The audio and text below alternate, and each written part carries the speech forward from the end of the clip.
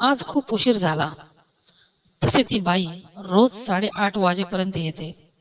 आज ती 9:30 वाजले तरीही आली नाही.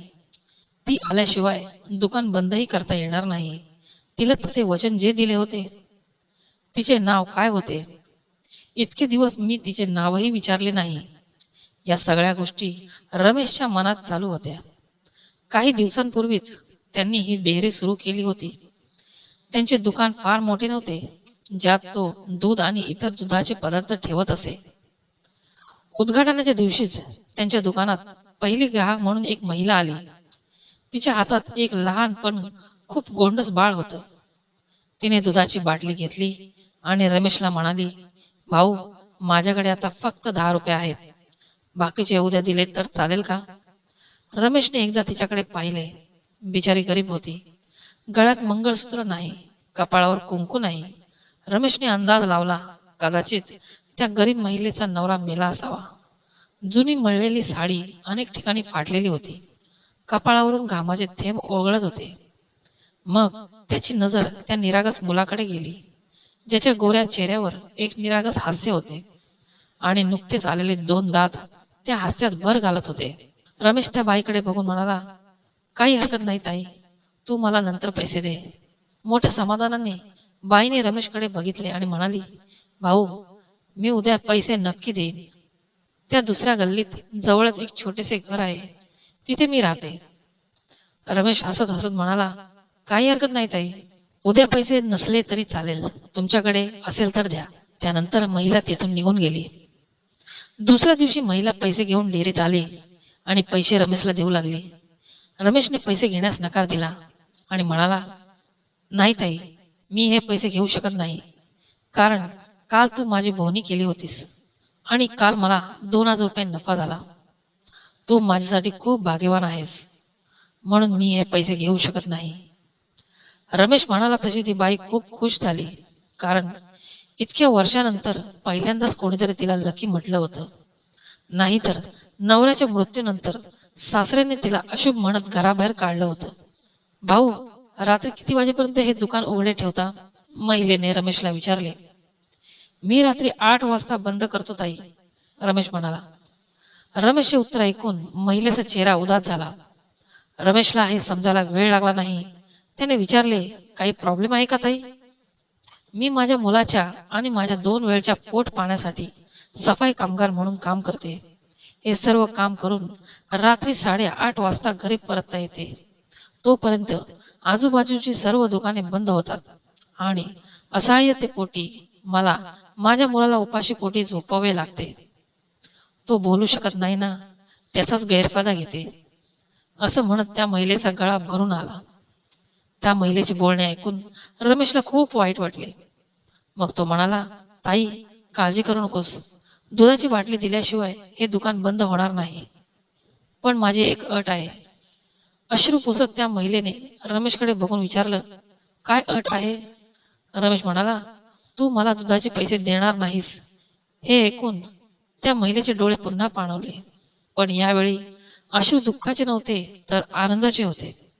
माणसाच्या रूपातला देव तिच्या मदतीला आला आहे असे तिला वाटले. त्या दिवसापासून ती रोज संध्याकाळी 8 वाजता दुधाची बाटली घेऊन डेअरीत यायची. असेच हळूहळू 5 महिने निघून गेले आणि हळूहळू ती महिला आजारी पडू लागली. जास्त काम आणि काळजीमुळे तिचे शरीर दिवसेंदिवस सुकत चालले होते. असाच एके दिवशी रमेश त्याच्या दुकानातील सर्व काम उरकून ती महिला येण्याची वाट पाहत होता. ती बाई 8:30 वाजता आली. आज तिचा चेहरा जरा निर्जीव दिसत होता. आजारपणामुळे डोळ्याखालील काळी वर्तुळे जास्त वाढलेले दिसत होती. रमेशने लगेच फ्रीज उघडून दुधाची बाटली काढून तिला दिली. फ्रीज बंद करायला वळत रमेश म्हणाला, ताई, तुम्हाला आज जरा जास्तच वेळ लागलाय. त्याने वळून पाहिले तोपर्यंत बाईने दुधाची बाटली घेऊन निघून गेली होती. त्याला वाटलं, आज खूप उशीर झाला म्हणून ती लवकर निघून गेली असावी. बिचारीचे मूल भुकेने रडत असेल. रमेश दुकान बंद करून घरी गेला. दुसऱ्या दिवशी ठीक 8 वाजता ती महिला दुकानात आली आणि येऊन काहीही न बोलता उभी राहिली. नेहमीप्रमाणे रमेशने तिला दुधाची बाटली दिली. काहीतरी खाली पडल्यावर रमेश ते उचलायला खाली वाकला. उचलून समोर पाहिले तर ती बाई तिथे नव्हती. आज रमेशला कळत नाही का त्या बाईमध्ये खूप बदल दिसत होता. ती त्याला खूप अशक्त दिसत होती. दुसऱ्या दिवशी पुन्हा 8 वाजता ती महिला त्याच्या दुकानात आली. आज रमेशने तिच्या चेहऱ्याकडे खूप काळजीपूर्वक पाहिले. तिचा चेहरा पांढरा शुभ्र झाला होता. जणू तिच्या चेहऱ्यावरची चमक खूप दिवसापासून हरवली होती. त्याला वाटलं, बिचारी बाई काय करेल? कोणाचाही आधार नाही, चांगली रोजीरोटी नाही, पैशाअभावी नक्कीच आजारी असतानाही तिने औषध घेतले नसेल. रमेश पटकन दुकान बंद करून घरी गेला. घरी गेल्यावर त्याने हा सर्व प्रकार पत्नीला सांगितला.